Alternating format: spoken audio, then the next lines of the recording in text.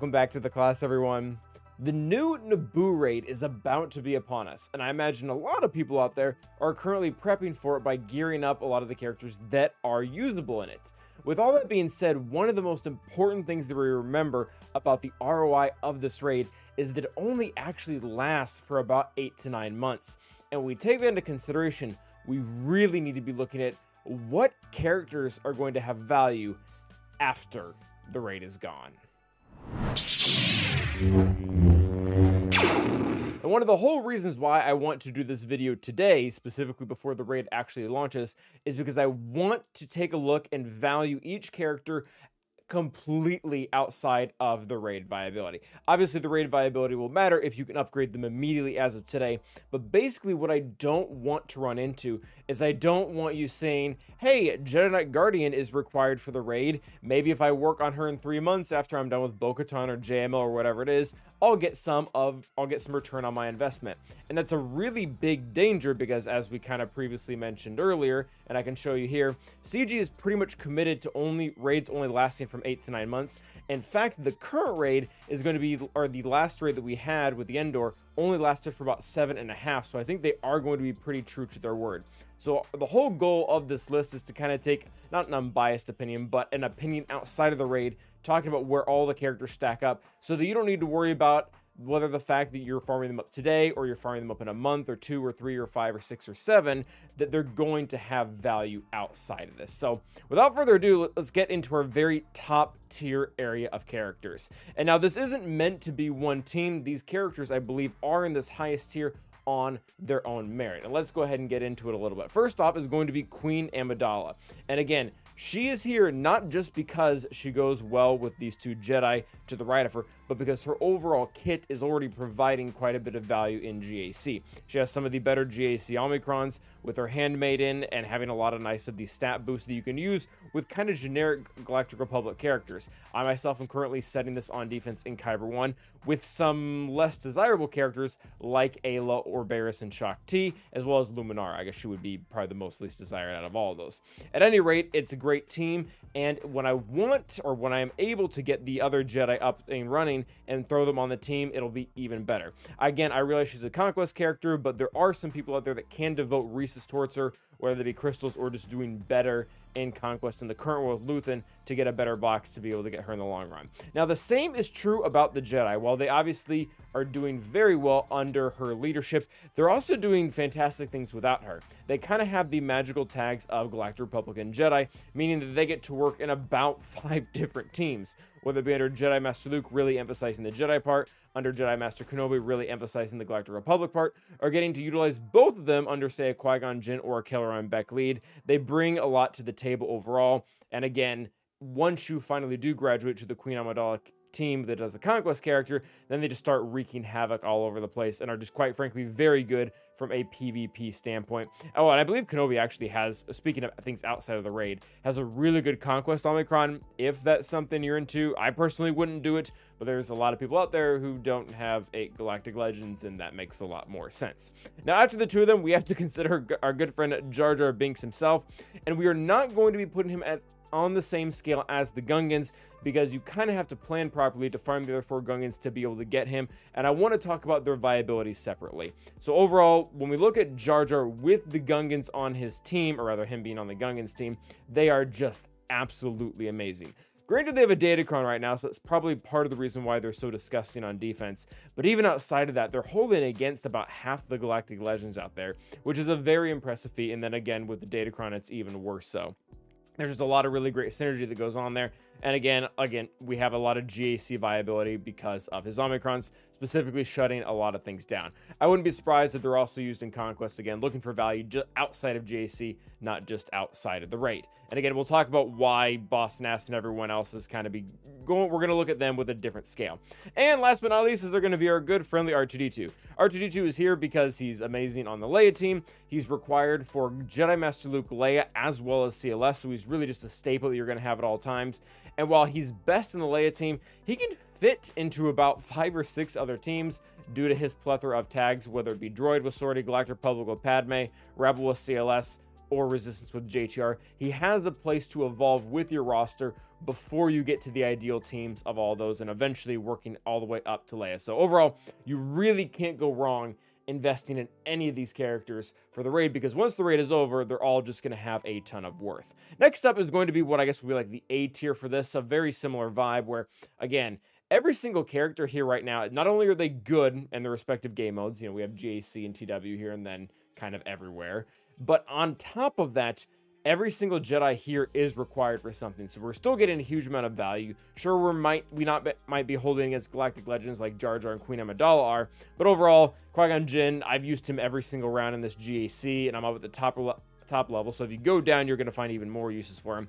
Mace Windu, absolutely phenomenal tank, also required for JMK. Grandmaster Yoda, also required for JMK. I don't think I have to explain why he's good. Kelleran Beck, currently required for Bo-Katan and Mandalore. Very good. Really gives a lot of life to the Jedi Galactic Republic that work together outside of GAC, because Qui-Gon Jinn's leadership is really isolated to that. Shakti, again, does a lot of things with clones and without clones. Also required to get, I believe it's JMK at Relic 7, or it might be Lord Vader. Either way, one of them, you need her all the way at R7, otherwise I probably wouldn't have it there myself. So all good, all required. That's kind of the next category we're going to look at. I do want to give a shout out to Cam. I know that a lot of people just kind of cringe whenever I talk about him, just because he's so hard to get currently with how he's just essentially available in this store for those people who didn't really focus on the Geonosis light side territory battle. And honestly, I get it. There's reasons you probably should be doing rogue, but at any rate, he's amazing. If you have access to him, it is really nice. He's good outside of the raid. I'm sure he'll probably be good in it, but overall, we're just going to leave that there. Next up, once you've decided you can either go for these characters or you can't, we start to move down the line for overall viability for the raid, and we run into Nute Gunray and the rest of the droids. These are going to very much mirror the Jedi we just talked about, wherein there are almost requirements for everything. I believe that actually it's mostly Magna Guard and Nute Gunray, but B1 and B2 are integral to pretty much any General Grievous team, regardless of what game mode you're trying to use them in, whether it be Conquest, GAC, or TW. You're going to want to have them in there. So they all do have quite a bit of value outside of the raid. Continuing on, Stop and Droideka have slightly less value overall, just because they're really pigeonholed into one game mode. Stop really taking over for GAC, Droideka really taking over for Territory Wars. But overall, they are kind of important characters. And then I believe Droideka himself actually is required for gas, at least at gear 11 or gear 12, so we can throw that in there as well. Now, after you've done all these characters, or you decide you can't get them because they're Conquest or New Marquis or whatever, we are actually going to run into the Gungans. And the reason why the Gungans are all the way down here, and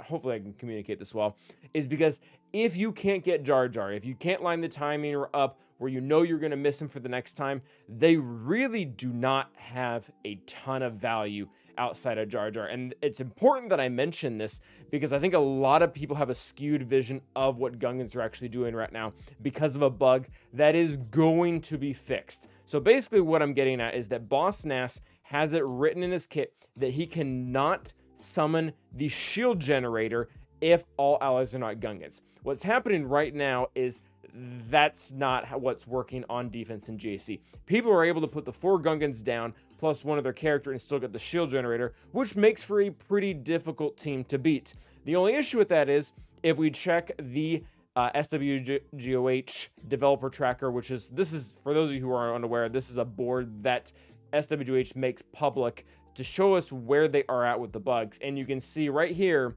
that they have not only noticed, investigated, and prepared a patch to stop Boss Nass from spawning the shield generator when all those Gungans, but it's ready to release. Meaning that whenever the next big update comes out, Gungan's defensive viability is going to absolutely plummet without Jar Jar. If you still have Jar Jar, then, you know, they're still amazing and absolutely terrible to go against. But if you don't have Jar Jar, if you're just stuck with the other 4 Gungans, their overall viability outside of the raid is going to be awful. It's going to be really bad.